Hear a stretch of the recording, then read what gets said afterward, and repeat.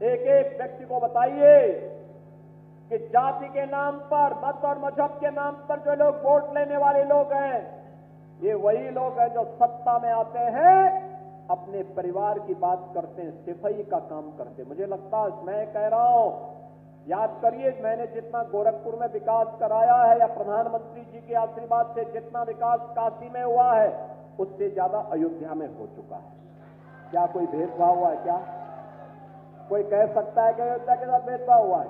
अरे हमने तो, ये लोग तो अयोध्या में कार सेवकों का रक्त बहाते थे, और हम लोगों ने अयोध्या में दीपोत्सव से जो यात्रा प्रारंभ की, आज घर घर में दीप जल रहे हैं अयोध्या में। एक एक मठ मंदिर बिना भेदभाव के, कोई जाति नहीं। ये कौन जाति का मंदिर है ये भी नहीं देखा, वो रविदासी है, वाल्मीकि समुदाय का है, किसी भी कोरी समुदाय का है, किसी भी समुदाय का मंदिर है, मठ है, धर्मशाला है, उसके पुनरुद्धार के लिए, उसकी कनेक्टिविटी के लिए, उसकी जन सुविधाओं के लिए सरकार ने भरपूर मदद की और सरकार भरपूर मदद कर रही है।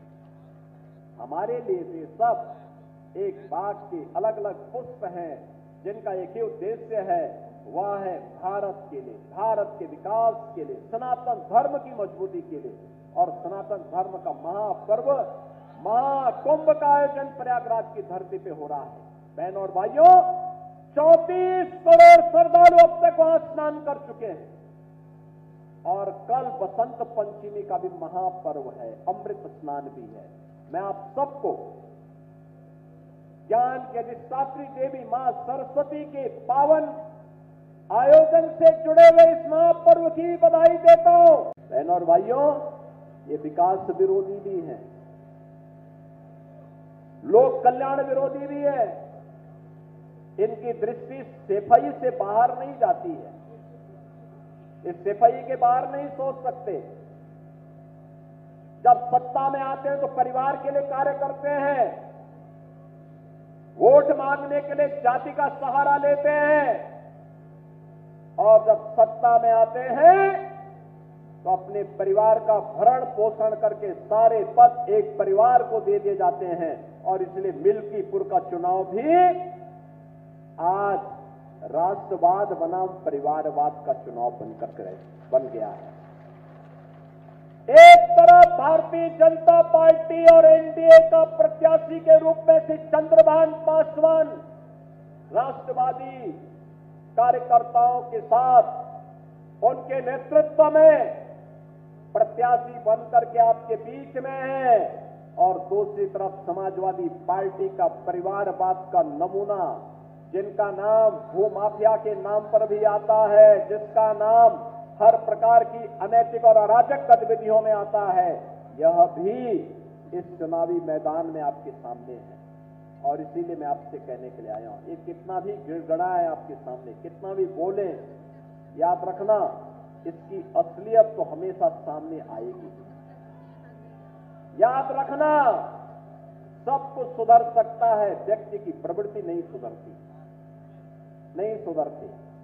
एक पुरानी कहावत है कि कुत्ते की पूंछ कभी सीधी नहीं होती है, कभी सीधी नहीं होती है।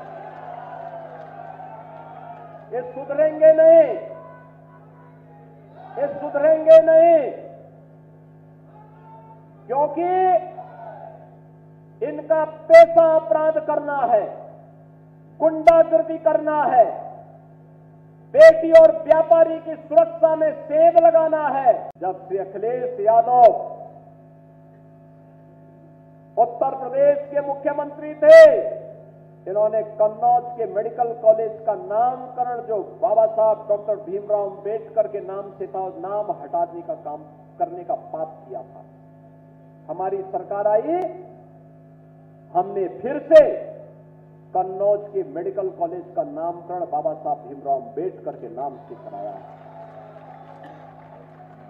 बहनों और भाइयों, ये समाजवादी पार्टी तो सनातन धर्म की विरोधी है, सामाजिक न्याय के पुरोधाओं और महापुरुषों का विरोधी है। यह भारत विरोधी तत्वों को गले लगाती है, माफिया को गले लगाती है, मोइन खान और नवाब सिंह यादव जैसे दुष्कर्मियों को गले लगाने का काम करती है। और याद करिए, एक दलित बेटी के साथ इन्होंने मैनपुरी में विधानसभा उपचुनाव के दौरान क्या किया था। इन्हीं का नेता था। उस दरिंदे ने क्या घटना की थी, उस बेटी का गला घोंट करके उसकी हत्या कर दी थी। और याद करना, अयोध्या में भी कल एक बेटी के साथ घटना घटित हुई है, जहां जब निचले स्तर पर जाएगी, जो नौटंकी आज इनका सांसद कर रहा है, याद करना उसमें भी कोई ना कोई समाजवादी पार्टी का दरिंदा शामिल जरूर होगा।